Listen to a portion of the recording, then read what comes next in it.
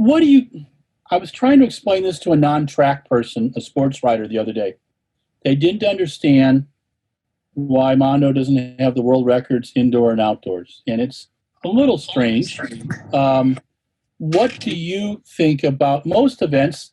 If they do the best long jump indoor and they have a great long jump outdoor, those are two world records. They've kind of done this weird thing about the pole vault. What's your thoughts on it? Is it confusing?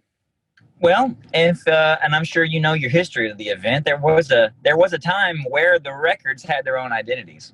Yeah. And I am a fan of there being more success in a sport. More success. Make more records. Make more things to be broken. That way, more people have a reason to be excited. And the more records, the better. I want an age group record. I want a height record. I want a left-handed record. I want a run record. I'm not a record setter because I can't do all those things. But what it does, you want more records so there can be more ownership of the sport. I want to go to an event. I want to go to a new track. I want to know what the track record is. I want to know who set it. I want to know why that guy is a legend in his hometown because it's just so rich. You know, there was a point in time where somebody was the best they ever were there at the track. And that's what drew me to the sport.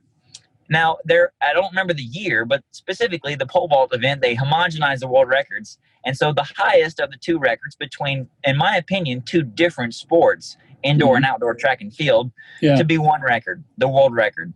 I think that's a very Guinness Book of World Records to go about it, to try to make pole vaulting singular. But there is an indoor record and an outdoor record in many events, but the pole vault was held by one gentleman only, both indoors and outs. And so I think that made it easier for them to make that distinction. Yet they picked the higher of the two, which is what you do with records, which means that even in the track world, we never really forgot what both records were.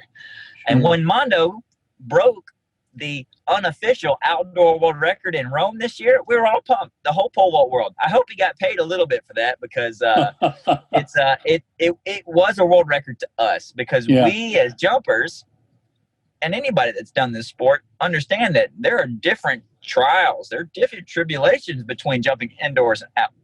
There was so long that the indoor record has been higher, if even by just a little bit, than the outdoor record. And what that tells you is not that it's easier to jump indoors, it's easier to find opportunity to jump high indoors. And that is the distinction. That's why the indoor world record is higher than the outdoor world record. Because I can go when I'm more fresh in a season, if I've had a great off season, and there are more places with no wind and a great runway indoors rather than out. And that's not saying that people don't jump well outdoors. I personally jump much better outdoors. I love the sun on my back because that's the way I grew up in the sport.